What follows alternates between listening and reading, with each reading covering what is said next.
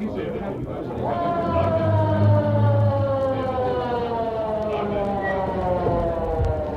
are outside the embassy of a small Caribbean nation in Washington, D.C. on a warm summer evening. The police have cordoned off the building and are busy keeping the crowd back. All right, stand back. You two, over there. Hey, where do you think you're going? I'm Steve Austin, officer, on official business. Oh, Colonel Austin, didn't recognize you. I've been assigned to look into this thing. Okay, Colonel, go right in. All right, folks, move along.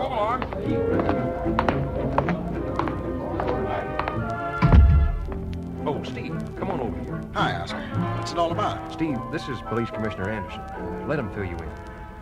Last night, we had a homicide at a small company called Caribbean Exports. An employee named Rodriguez found shot to death. We looked Rodriguez up, but found nothing on him. What about Caribbean Exports? It's a relatively new corporation with a branch in Haiti. Seems to be a legitimate trading company. Sounds like a regular police matter to me. Well, that's what we thought until tonight. Another man murdered? A minor official of the embassy. Delaney's his name. Found dead under almost identical circumstances. Bullet probably from the same gun that killed Rodriguez. Got to be a connection between them. It seems pretty obvious, but where do we come in?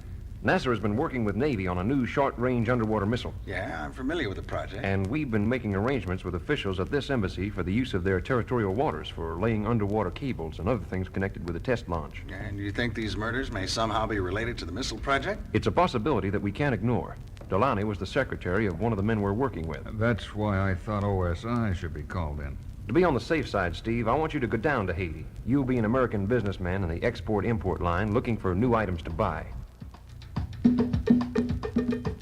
The next day, at a cafe in a small town on the south coast of Haiti, 3 executives of Caribbean Exports sit at a sidewalk table. I still think it was a mistake. So do I. There must have been some other way. There's no other way.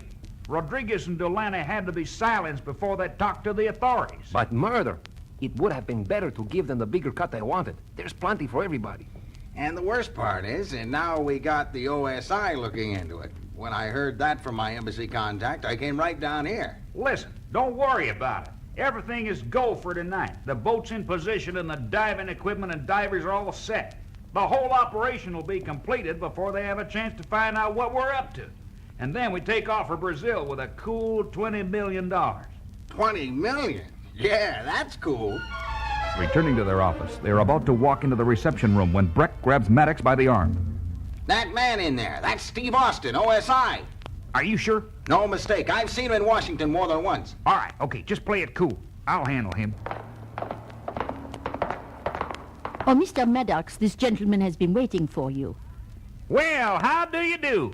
My name is Maddox, president of Caribbean Exports, and this is Mr. Breck and Mr. Ortiz. Glad to know you, Mr. Maddox. Gentlemen, I'm Steve Benson, purchasing agent for Texas Foods Incorporated.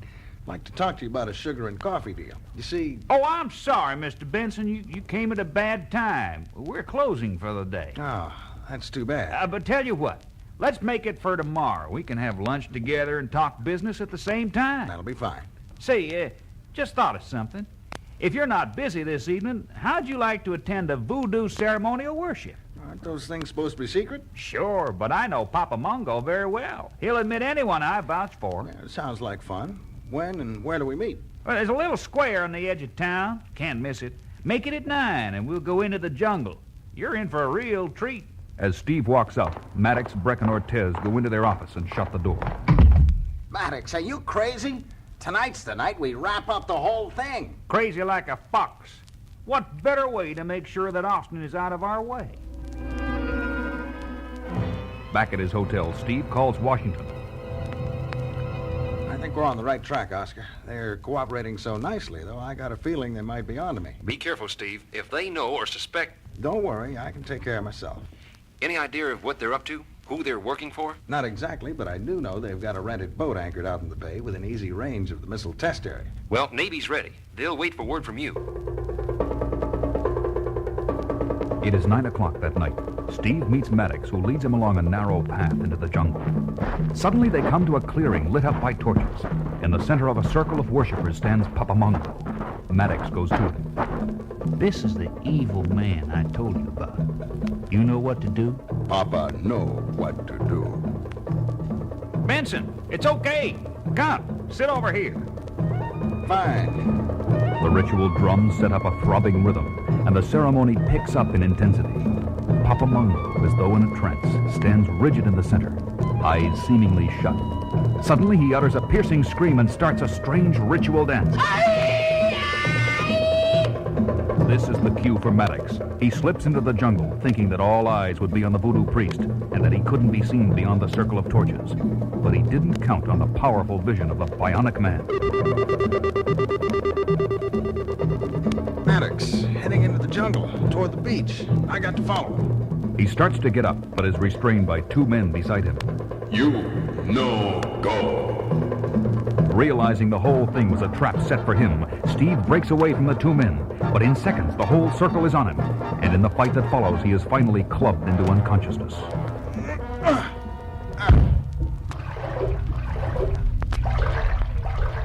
About an hour later, on board the chartered schooner South Seas, just off an uninhabited part of the coast. The divers should be in the cabin by now. Can't get this thing over too soon for me. Those OSI men breathing down my neck make me real nervous. Never could figure out why they're involved in this, but it's the Haiti police I'm worried about even more. Forget it. In an hour or less, we'll all be rich and on our way. Hey, there's a signal from the divers. Haul up the line. In a short time, the objective of the whole operation sits on the deck of the schooner, an 18th century treasure chest from a sunken Spanish galleon. Got it. It's open. Look at that! $20 million worth of Spanish gold and jewels. And it's all ours. Beautiful! Here come the divers. Give me a hand with them. Toughest diving assignment I've ever had. Almost couldn't get in the cabin. Yeah. Had to cut through some heavy cable wires blocking the entrance. Cable wires? There shouldn't have been any cable wires down there. Last time you were down a month ago, the cabin door was clear. Now I think I understand what's going on. Remember 2 weeks ago, a couple of U.S. Navy and research boats in the area? They must be planning some test or something right here. That would explain why the OSI is involved. OSI? That's something I didn't figure on. Listen, Maddox, just give me and Joe our share. We're getting out of here. Fast. You're not going anywhere. Maddox, what are you doing with that gun? I'm going to get rid of these two. Two less witnesses and that much more for us. Brick, you with me? Yeah, I'm with you. Ortez? No more kidding. And Ortez leaps at Maddox, but is shot down. Turning to the divers, Maddox fires again, dropping one of them. And now, smart guy, I'm taking care of you. No, you don't. It's Austin. Get him! Maddox fires at Steve, but Steve moves too fast for him, and the bionic man is on the two treasure hunters in a flash. They fight back desperately, but are no match for the power of his fists. In minutes, the struggle is over, just as a Haitian police boat and a U.S. research vessel with Oscar Goldman aboard pull alongside. Steve, got your radio message from the beach. You okay? Oscar, didn't expect to see you. Sure, I'm okay. What happened here? We heard shots. Maddox started to shoot up his own men before taking off with Breck and this Spanish treasure. So this is what they're after all along.